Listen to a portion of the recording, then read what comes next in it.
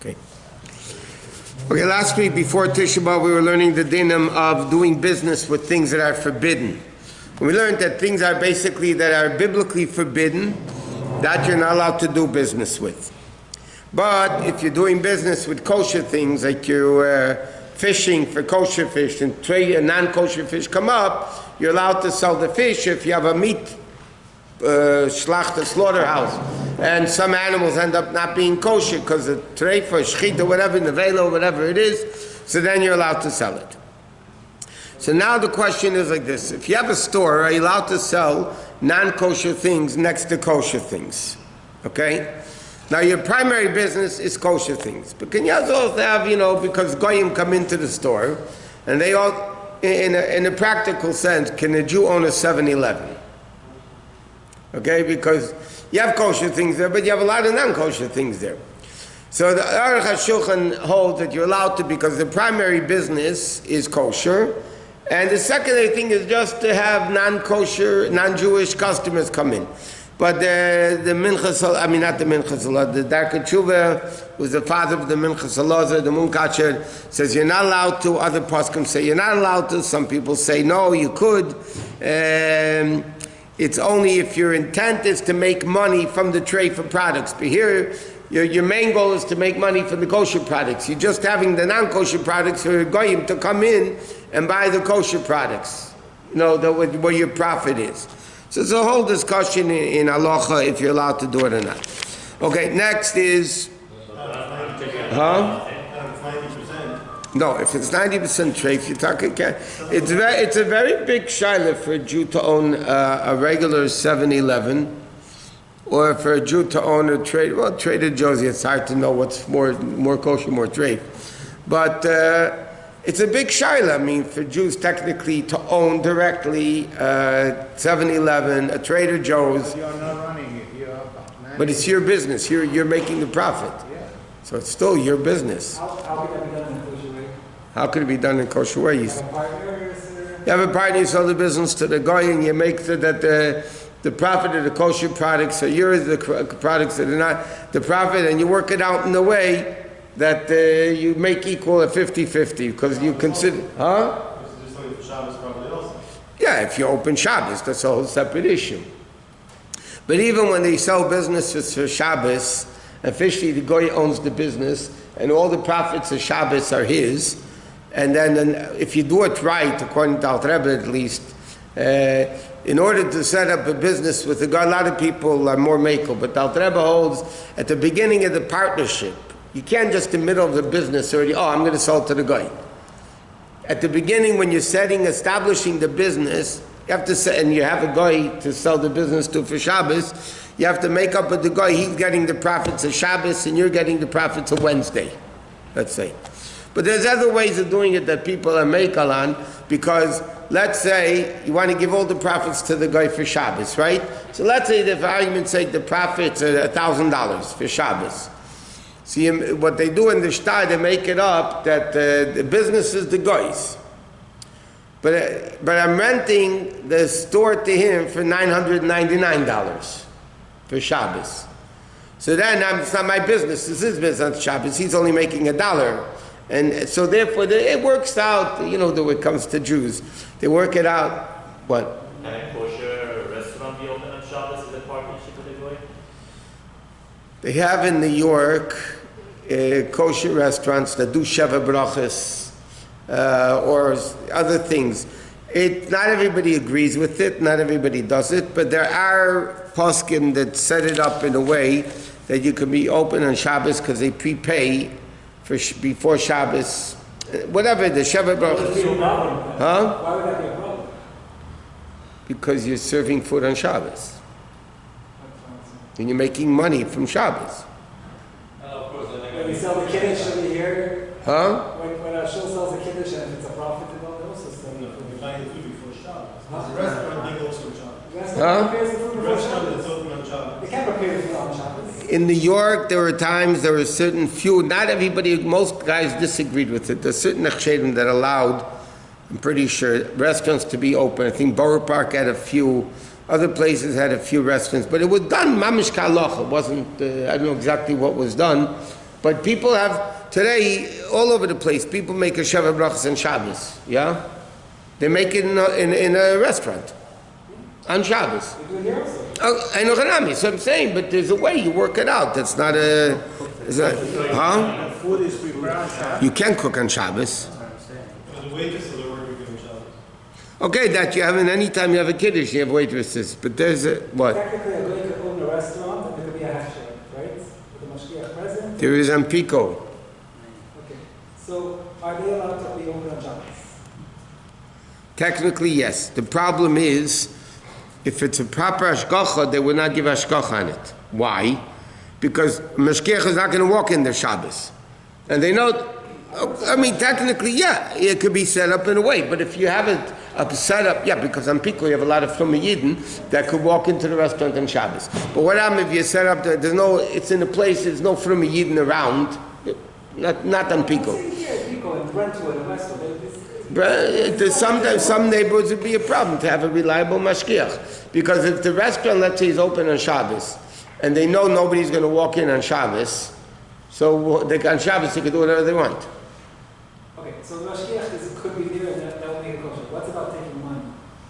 So they're saying they prepay before Shabbos. It's only that they don't know how to sell. There's also glacier customers. They allow to sell them. I don't know, if, again, only if they set it up in a way of selling a business for Shabbos. Huh? Glacier owner. If the guy owns it himself, if the mashgiach is able to work it out, yeah, then you could do it. Oh, you have Rob's. That has a kosher section. Shabbos, the kosher section is closed. The mashgiach's not there. It's closed? It's closed on Shabbos. Why don't they keep it open? Because you can't have mashgiach there. Why can't a mashgiach? Why can't you have a mashgiach in there? And sell kosher food to on Shabbos. Because they don't want people to come in to buy it. It's like similar to what we spoke on Tisha. One second. Are you telling me, Mashiach should come, but are you telling me that in the Ralphs and La Brea, no Yidden go and buy there on Shabbos? I don't mean from Yidden. There's no Yidden buy there on Shabbos? They're not buying from the kosher deli part. I don't know. Even the refrigerator is closed? No. Everything is packaged. Okay, so, There's fresh stuff, hot stuff. And, well, you can't sell hot, so you can't heat it up in Shabbos. That's a different story. You can't push it, heat it up in Shabbos anyway. There's no way of doing it. Okay. Next. Oh, now, what happens if somebody owes you money? Let's say a guy owes you money, and he's going to only pay you back with tray for food that you could sell. You know what I mean? He's paying you back with food, merchandise. So the din is, that's allowed, but you have to sell it right away. And as soon as you get it, you have to sell it. Why? Because then you're making a profit. You're not making a profit from the trade for food. You're just collecting money that you're owed and before. It has nothing to do with trade for kosher. So then you would be allowed to do that. But you can't do it on a regular basis. It says, okay. No, I'm sorry, that you could do regular basis also. But, How can you sell it? You're benefiting from it. Why can you sell it? what? But that's not your business. So you can't own a business. I understand that you're collecting your debt from trade for food. But it's not, if you, no, Bas V'chol, you couldn't. Because then you can benefit from it. Let's say trade for meat. A guy's paying you up with trade for meat, right? So then, it's not your business. You're collecting a debt. You're allowed to benefit. And you're allowed to benefit, so therefore you be, but it says you have to sell it right away. It's like to save the loss of the money. Huh? To save the loss Right, of the debt. right, that's what I'm saying, that's what you'd be allowed to. Why would you have to start right away? Because you don't want to asal hashesim the staka, because with them people you'll be making a profit from the fact that you're leaving, then you're making more profit than the debt. But if you're doing it that not to lose the principle, then you could. In Kitzur it says like this: if you're going to sell it, if you're going to keep it, you're not allowed to, because you're afraid you're going to make a profit. Let's say there was $1,000 worth of meat, and you're going to keep it longer for the price to go up, and then you're going to be making $1,100. So then you're making profit from this tray for meat. But here, then it's not only to collecting your debt, then you're actually making a profit, which you shouldn't. But if you keep it not to lose the principle, then you would be allowed to. So you're allowed to sell it. If it takes 5 days to sell it for $1,000, you have Then- to drop it all at once. No, then you could. You can do it to get back your principal, but not the profits. Okay, next thing that we're going to learn is Tfilas Haderech, another thing you have to be careful with. So here in the guy at the bottom, he discusses an interesting thing. It's a famous question on the Rambam.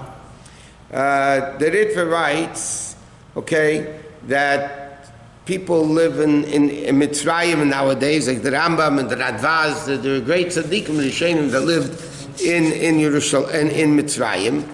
And the question is how they were allowed to live there. They say that the Rambam signed many letters. He signed his name. He used to sign Moshe ben Maimon Hasfardi. And in some places, I think it was 6 lavim he wrote. That every day is over 6 lavim of the Torah for living in Mitzrayim.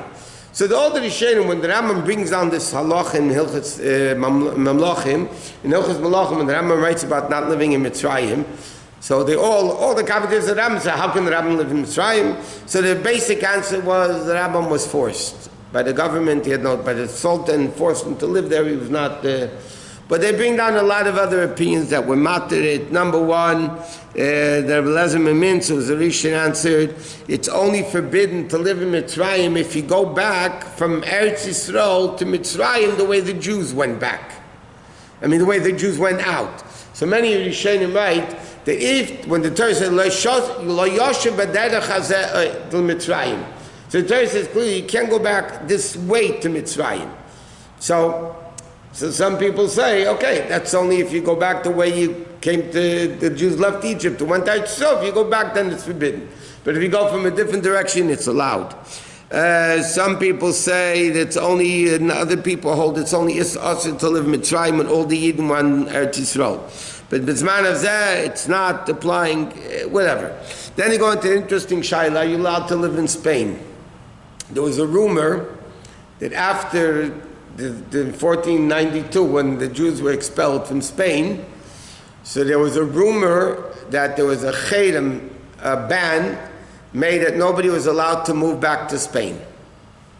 Some people said it was for 500 years. They made the Rabbonim then, the big 1492 was a lot of big Rabbonim, it was a long time ago. So he brings down over here, Minchas Elazar, the Munkachi was asked about it, and he said there was a rumor that at the time the Jews were driven out of Spain, they made a kibbutz chedem not to. And he says, you don't have to care about this. It's probably not true. He said, it's probably not true, because you don't find this in the Rabbeinu Gershom and Rabbeinu Tam and the Menachem Rutenberg. You don't find any of those things. And then he brings down, the Bais Yosef writes that his father was driven out of Sfarad, Spain. He says, we're Ashkenazim, we don't do that. And basically, they bring down that you're allowed to live in Spain. Yeah, but some people say the ban was only for 500 years. So 1492 is to 1992. Huh?